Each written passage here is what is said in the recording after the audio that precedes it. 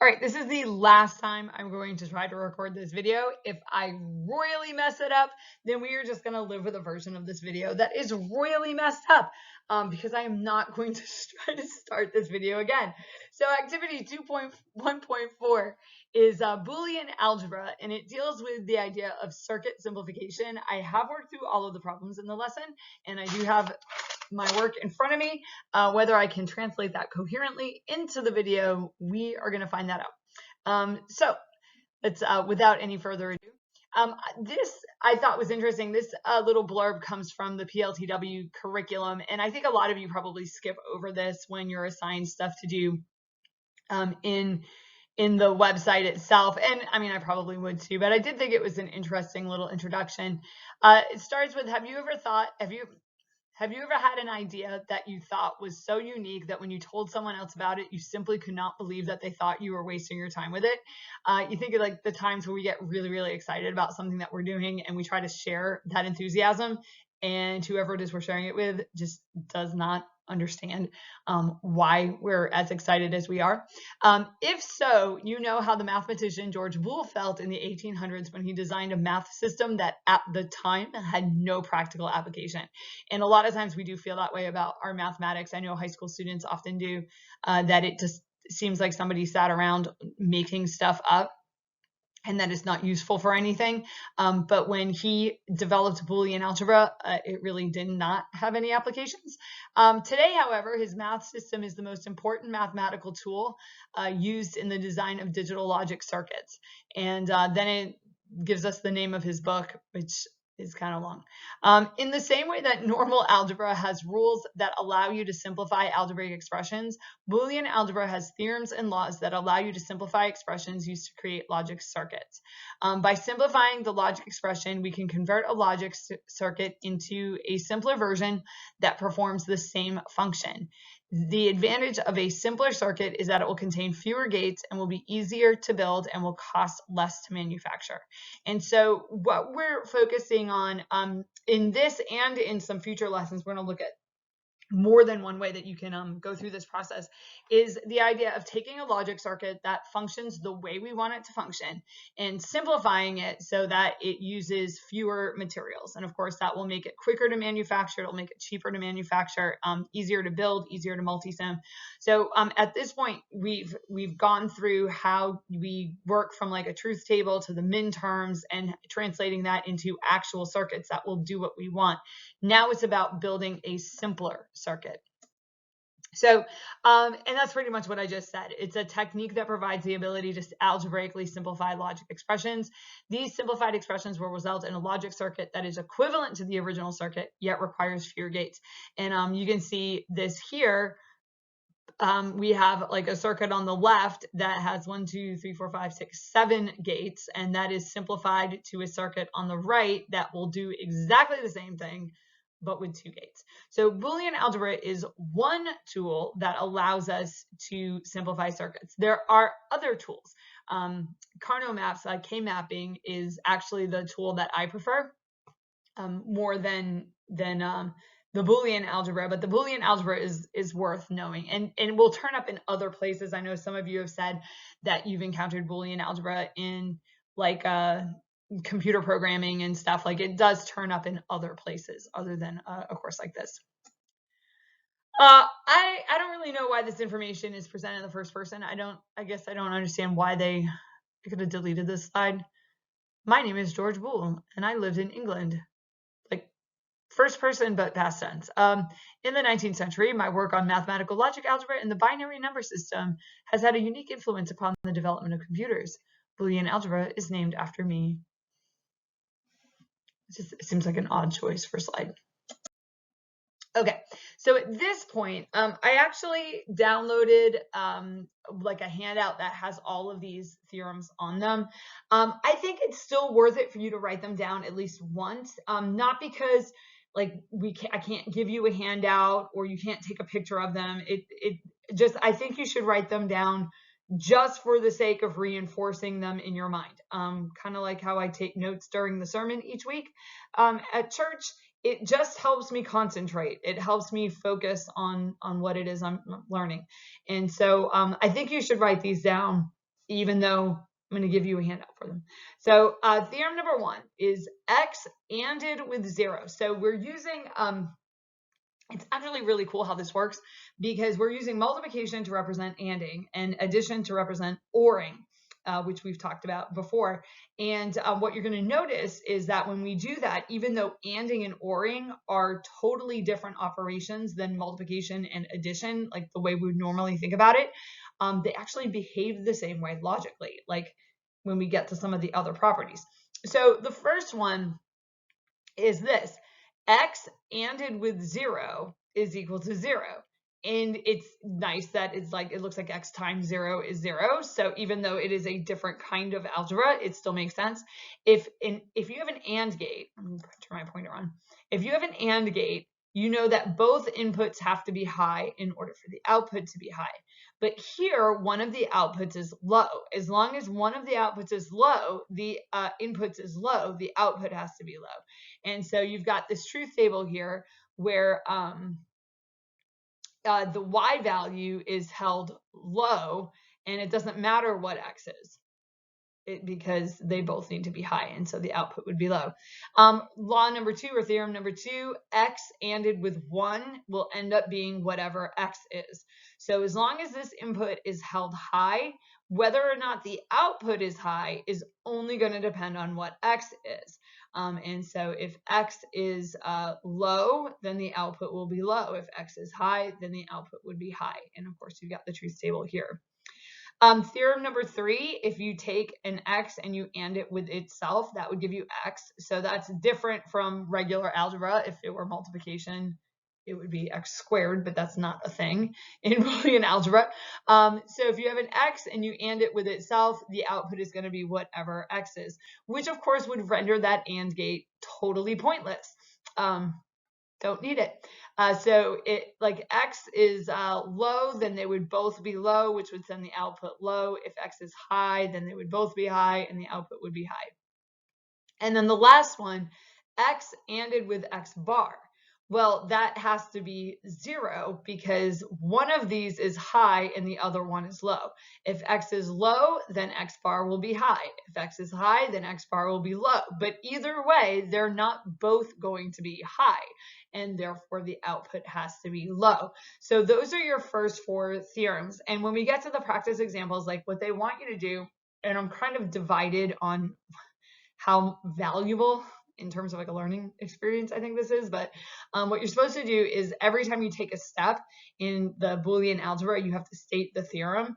And it's I guess it's like easiest to just have the numbers handy for what theorem you're applying. Anyway, here we go. Oh, and if you're wondering what this means, 2 of 7, it means that there are 7 slides that have Boolean theorems on them. So now we have ORs. So we have x ORed with 0 would just be x. Okay, so that's kind of nice. For an OR gate to go high, one or the other would have to be high. If we're going to hold one input low, then the other output is just, the output is going to determine on what the other input is. And I feel like I keep saying input and output wrong. So if I do, and you're pretty sure I said it wrong, I probably said it wrong. So if x is high, then the output will be high. And if x is low, then the output would be low. And there's your truth table. This one, of course, doesn't go with like what we would normally think of as our algebra rules.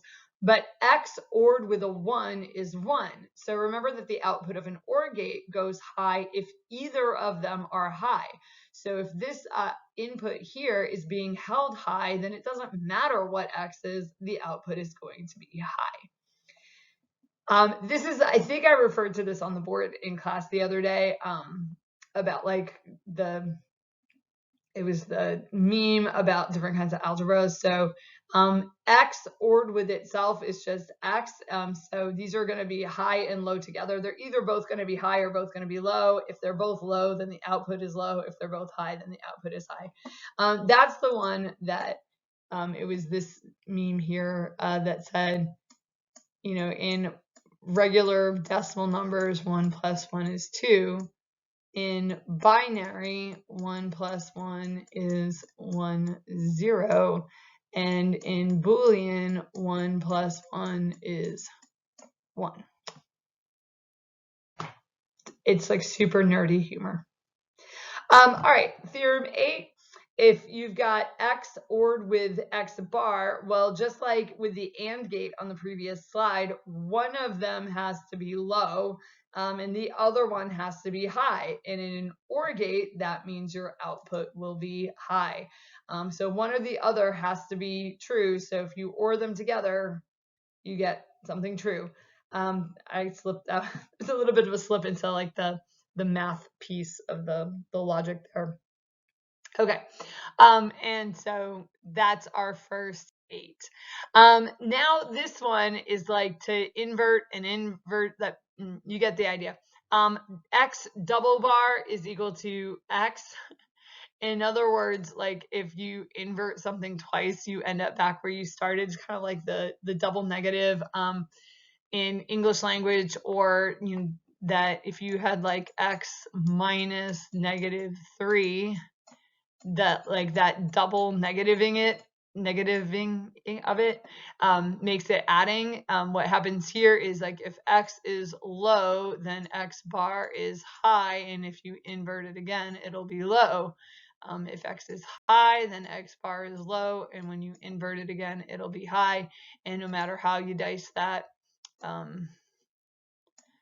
these two columns are going to be exactly the same. All right. Now we get to the examples, and this is where they want you to give like all the reasons for it. Did I do this one twice? I don't know what I did with this. This is kind of like a mess on my page here. So what they want you to do is, and I'm going to work through these in the video. We'll go through them in class as well. Try to produce a solution before revealing the solution on the next slide. Simplify the Boolean expression into SOP, that's your sum of products form, and state the Boolean theorem used at each step. That's the part that's a pain. So a couple things, like I'm tempted to want to do more than one thing at a time because I can.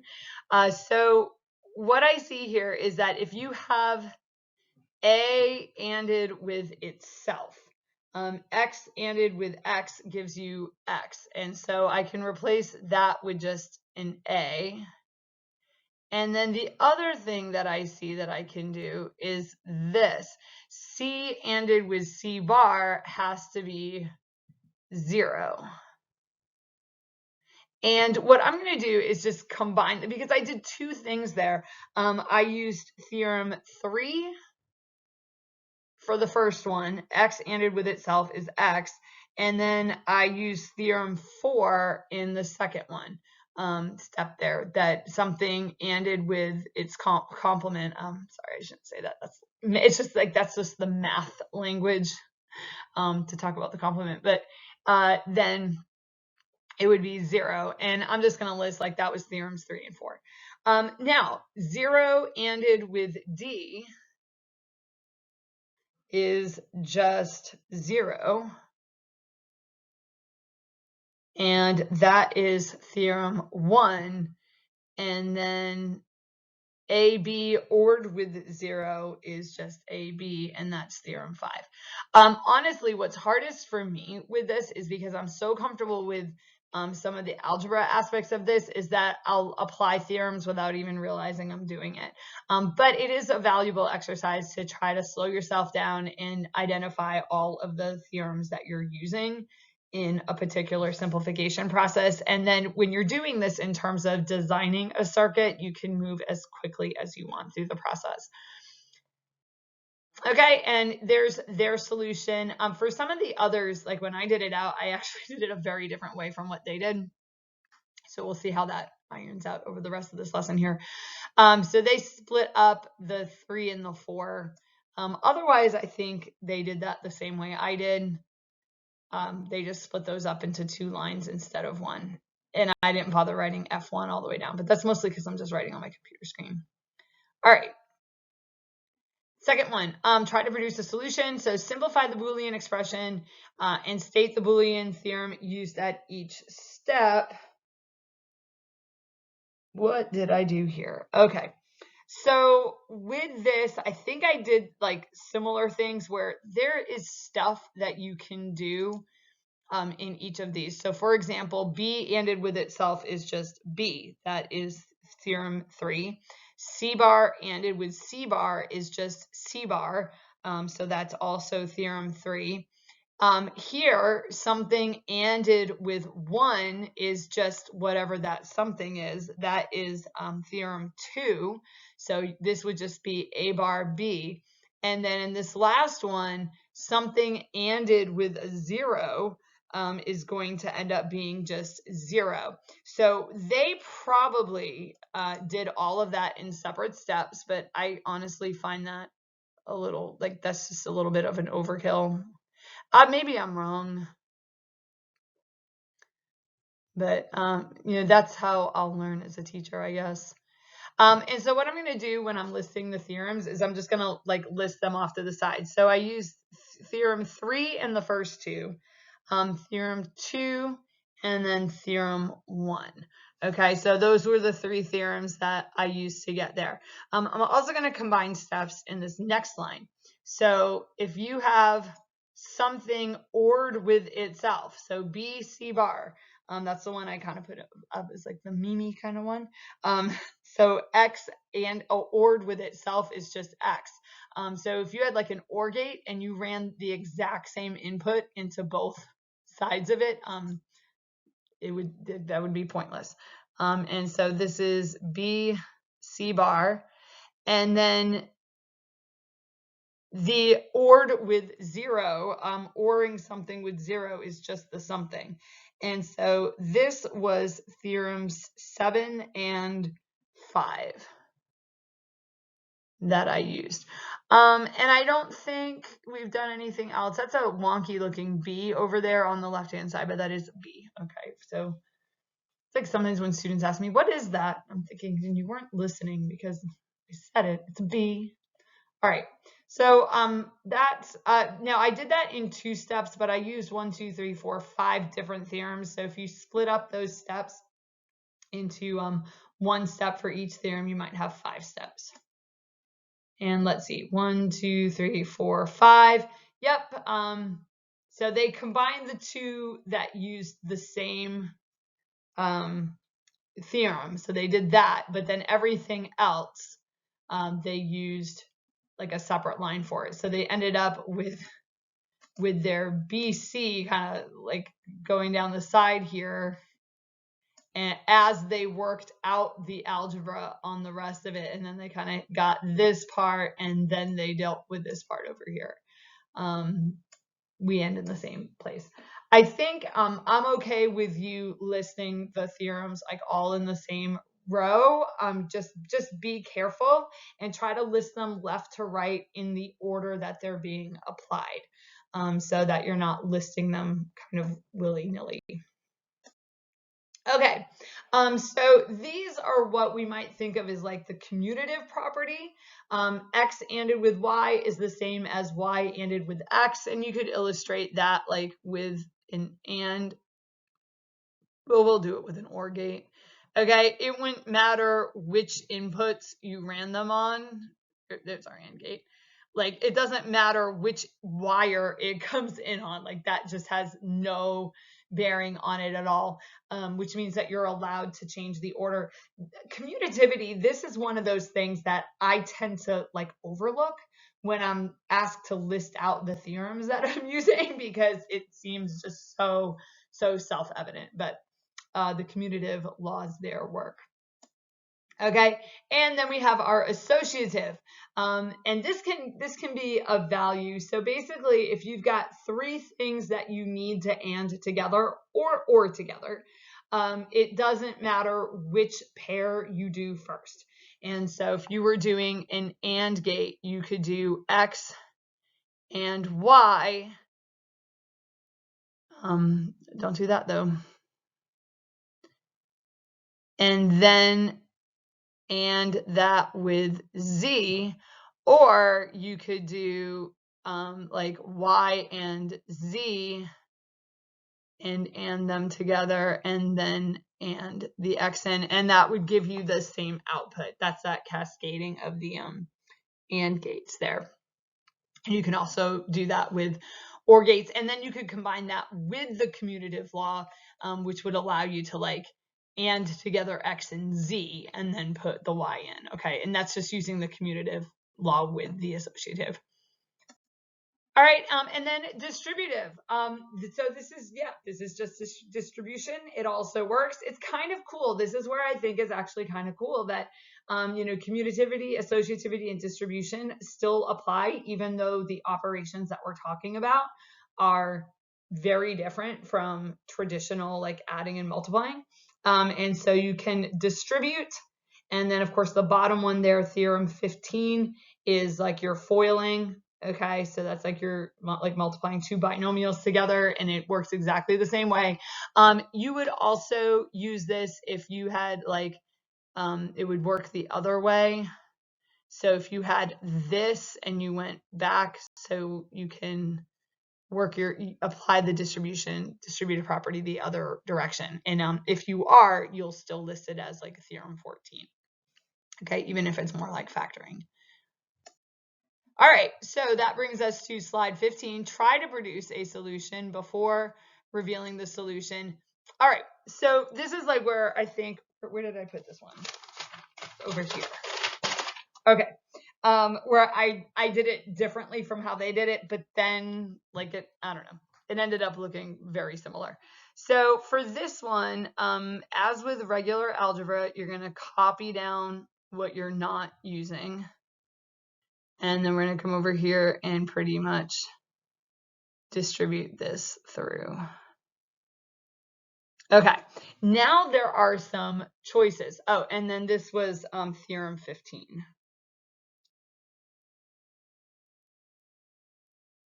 That we did there. Now you've got some choices. I went with eliminating this. Like R ANDed with the complement of R. Oh, there we go. Yeah, not the like R bar. Essentially, okay, cancels itself out. And then I said that is theorems 4 and 5 together. Basically, R ANDed with R bar is 0, and then 0 ORed with the rest of that stuff is the rest of the stuff. And so both of those theorems are being used. Now, I rearranged the order. This is the kind of step that I am, oh, that's R bar. Okay. So that is your commutativity, which I believe was theorem 11, which just allows you to change the order. And now I'm going to essentially factor out the t. Okay, and that was, I believe that's theorem 14. Okay, now in the parentheses there, we have R bar ORed with R. Well, that's like one or the other of them has to be true. All right, and that is, I hope, theorem 8. And then one ORed, that is supposed to be a T. That's really bad. Try again. One ORed with S bar is just S bar. Oh, no, it's not. Sorry. One ORed with S bar is 1. And then we have S bar R, and that is theorem 6. And now I've run out of space, so forgive me. I hate it when students do this, but T ANDed with 1 is just whatever T is. And that is theorem 2. So I apologize for that. I like never like it when students like kind of work out of order. I hope you guys can forgive me because I don't have tons of space on my screen here to write. And so hopefully you're getting the idea of how it works. And again, I think there's some value for like going back and looking at those theorems. The numbers are kind of arbitrary. But while you could say like factoring or distribution or associativity for some of them, like some of them also like they don't have names. And so we'll just stick with the numbers for now. So taking a look at theirs, they went through and did this more out more explicitly, like where I just combined theorems 4 and 5. They also did not explicitly use theorem 11 to change the order, which I honestly think is a misstep there, because they very much did change the order in there. Because you'll notice the S bar, R bar is now on the right hand side, which means that they did do a switch of the space there, and they left it out. So I would disagree with that. We do end up at the same spot though. So T, S bar, R bar. And that brings us to our last series of theorems, which is the consensus theorem. And they have 16, 17, 18, and 19. I definitely don't like this. Now, but I do want you to notice some things here. These are all pretty much the same theorem, just written with different combinations of X and X bar and Y bar. Okay. So what I want you to notice is that in the first two positions, you always have an input and its opposite. Okay. Or it's inverted input. So it's either like X ORed with X bar, X with X bar with X, or X bar with X. Then on the other side of that, you have either a Y or a Y bar. Okay, so you have like this pattern. What that's equal to is always whatever the first thing is and whatever the last thing is. Okay, so I'm going to erase. No, I'm not. No, I am. Okay, so here's like your pattern. These two are always the same. And these two are always the same. And these, whatever's left here, these always have to be opposites. Okay, this is definitely a new one. It's definitely kind of a weird one. And yeah, you're gonna have to like kind of sit and chew on that. I don't think there's any particular value in differentiating between 16, 17, 18, and 19. I think the important thing is to recognize the pattern that we have going on there and being able to employ the pattern. And if you just want to say in your work, oh, that's the consensus theorem, I think I would be okay with that.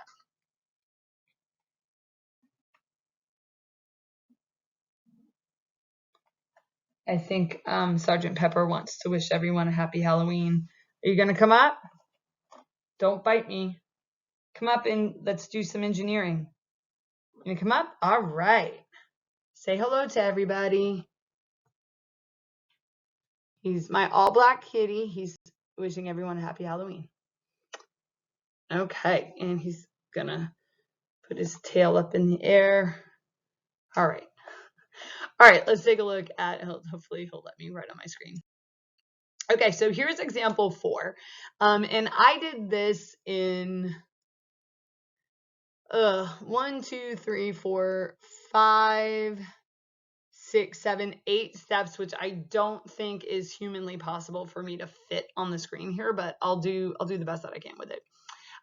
So for now, well, you'll see there's more than one way that you can do this. And so what actually is probably beneficial is if you're watching this video because you weren't in class, is to actually try to do this one on your own before you like watch me do it, and hope that I don't bungle it up. But what did I do here?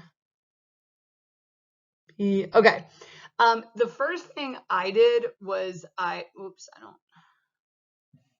really want the highlighter still on. There we go. Is I did what the PLTW people did not necessarily do, and that's switching the order. Okay, and that's theorem 11. That's your commutativity. So I switched the order of the last two terms. And the reason I did that is so that I could factor out the P and the S.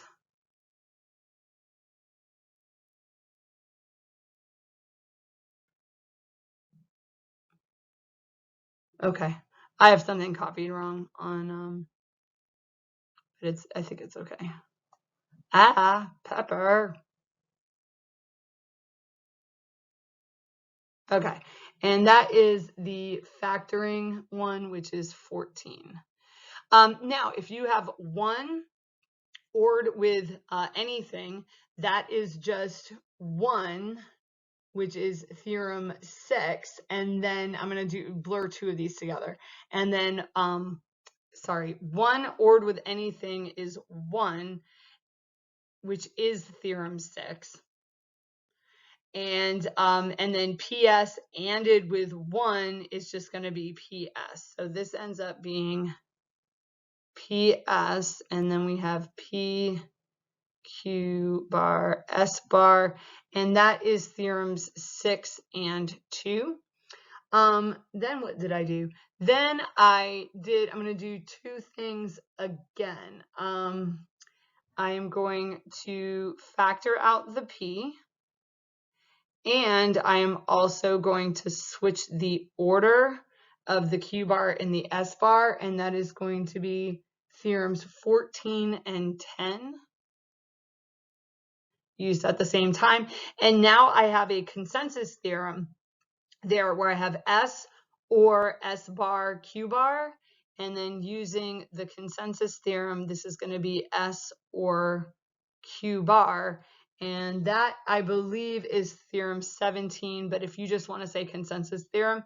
Now it does say that we need it in sum of products form, which does mean that I need to multiply that through, and that is your theorem 14 again. That's your distribution. That's a Q bar. And so we have PS plus PS or PQ bar.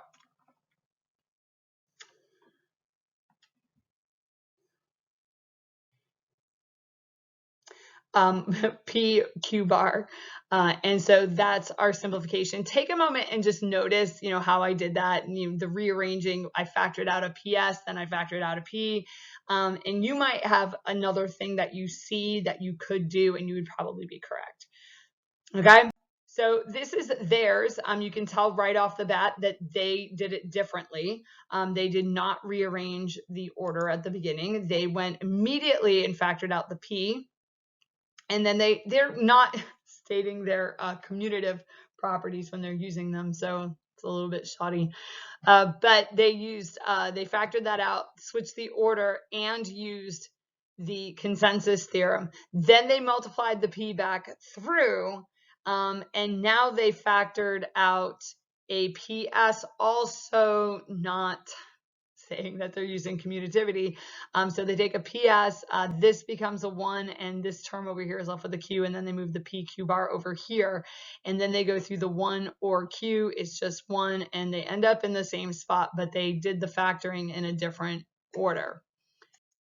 So question that they ask here, were you able to reach the same solution but use a different method? Simplifying Boolean expressions can involve many detailed steps or a few combined steps. Revisit example 4 to see another method for simplifying the expression. So I should have deleted that. We're not going to do it again. We're just going to look at it. And so I think, this is the way that I did it. So we're just contrasting it. I think I already kind of made that point in the video, that there's more than one, and there's definitely more than one way you can do this. So this is one of those deals where if you and your neighbor turn in exactly the same work for every single problem, that raises some red flags. there's just room for variation in this. Okay, and the last slide here is a summary of the different laws. I don't know why they bother giving you 10 and 11 if they're never going to use them, but we are using them. You do not need to have these memorized, but you should be using them enough so that you kind of memorize them by default. And so enough of them have enough commonality with our algebra laws that you kind of have them memorized already. I think the ones over here are very intuitive. Some of them mimic our other algebra laws, but not all of them. Like 3 and 7 don't.